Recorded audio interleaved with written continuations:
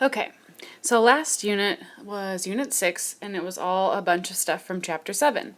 And all of Chapter 7 was solving quadratic equations, and we learned a bunch of different ways to do that, completing the square. Let's see, factoring is one way we know how to do it. The quadratic formula is one way we know how to do it. And it was all to figure out what x was equal to. X was equal to 7 and 3. Or x was equal to plus or minus the square root of, well, 9 wouldn't work. 8, but you can simplify that. Or x is equal to 2i plus or minus 7. Things of that nature. We figured out 2 roots. Now what we're going to do in this part, so in little unit 7.7, I'm going to give you roots, and we're going to actually write the quadratic equation that goes with it. There's a fun formula that, yes, you need to memorize, and it is this. So it's x squared minus the first root plus the second root. So that would just be like 7 plus 3. Or 2i square roots, or 2i plus 7, and then 2i minus 7. You add them together. And then there's the x, because every quadratic formula looks something like this. Know what I'm saying? So there's got to be that x there. So you add your roots together, and then you multiply your roots together. And this formula will literally always work. For examples, here we go. All right, example number 1. We need to find the quadratic equation that has the roots x is equal to 3 and x is equal to negative 5. So I'm always going to write our little equation first, or our little formula first. So x squared minus root 1 plus root 2, and that's going to have the x connected to it, plus root 1 times root 2. And it always equals 0. So our x squared stays the same. In parentheses, I'm going to take root 1, which is 3, plus root 2, which is negative 5. And then over here, I'm going to take root 1, which is 3, times root 2, which is negative 5. I have 3 plus negative 5 is negative 2. And then 3 times negative 5 is negative 15. And so this guy's quadratic equation is x squared plus 2x minus 15 equals 0. Which makes sense, because if you think about it, what multiplies to give you 15 and add, well, negative 15, and adds to give you 2? Well, and that would be positive 5, negative 3. So that would be x plus 5 and x minus 3, which is where this positive 3 and that negative 5 came from. Because remember, those roots would be the opposite. So you know you did it correctly. You don't always have to check your work, but this is why it works. Because when you factor it, you should end up with the exact same roots that you started with. Example number 2. So this time my roots are a little bit more complicated, but our formula is the same.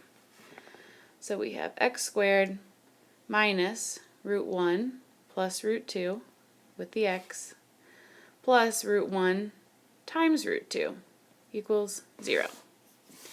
So we have x squared minus root 1 is 1 plus the square root of 5 plus root 2, which is 1 minus the square root of 5. We have our x.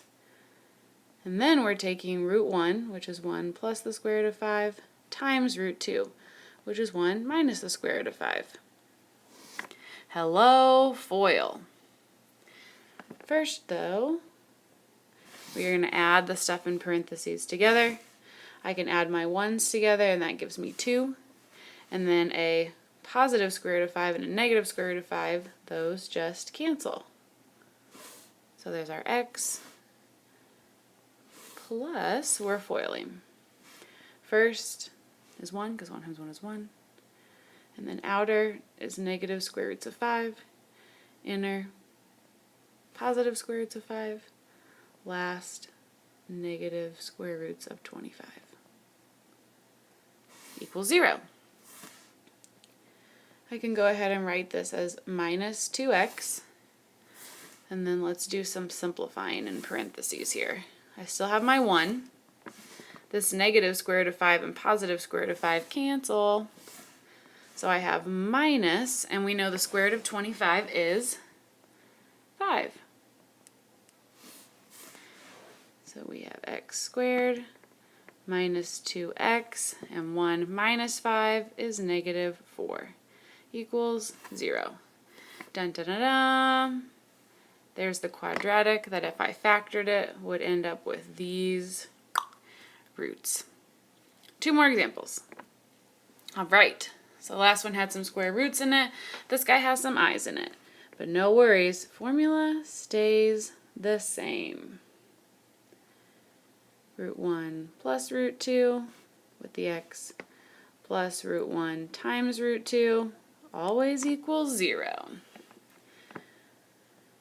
X squared minus root 1 is 8 plus I plus root 2, which is 8 minus I, and we have our x. And then I'm adding to it my roots, but I will be multiplying them this time. Equals 0. So I want to combine what's in parentheses here. I can add my 8's together, which gives me 16. And then positive I and negative I cancel. So I'm just left with 16. And then over here we are foiling. 8 times 8, 64. Outer, negative 8i. Inner, positive 8i. Last, negative I squared. And g equals 0. X squared minus 16x plus, in parentheses, we have our lovely 64. This negative 8i and that positive 8i goners. And remember, I squared is negative 1, so I have minus a negative 1, which really means I shall be adding them together. So for our final answer, we end up with x squared minus 16x plus 65. And if you were to factor said quadratic, those would be your answers. Last but not least, dun dun dun dun, combining square roots and the letter I. I'm not going to write the formula. Hopefully you kind of have a vibe of what it is. So it's x squared minus root 1, which is 2 plus I square roots of 3, plus root 2, which is 2 minus I square roots of 3, and then that's got your x, plus I shall be multiplying 2 plus I square roots of 3 times 2 minus I square roots of 3 equals, I don't have room to write 0, but it equals 0.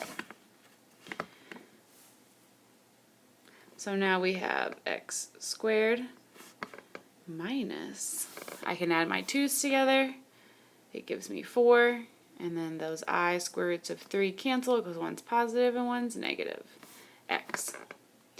Now we're foiling. 2 times 2 is 4. And then if you do the outer, it's 2 times negative I square roots of 3, so we have negative 2I square roots of 3. And then when you do inner, you get positive 2I square roots of 3, which is really nice. And when you do last, you get negative I times I is I squared. Square root of 3 times square root of 3 is the square root of 9. And now I have room to write my equals 0.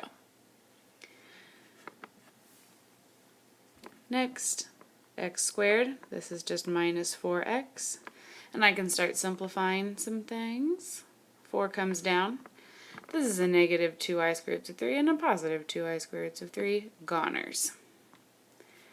Minus, we know I squared is a negative 1, and then the square root of 9 is a 3.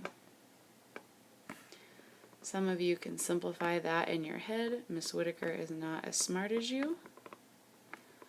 So we're going to be subtracting a negative 3, which means we're actually going to be adding them. Dun, dun, dun. So for our final answer, x squared minus 4x plus 7 equals 0. Answer, daily double. All right, we're going to do some whiteboard practice because Charles had that really good idea. So we'll do whiteboard practice tomorrow, and then you'll do your practice problems. Dun, dun, dun, part 1 complete.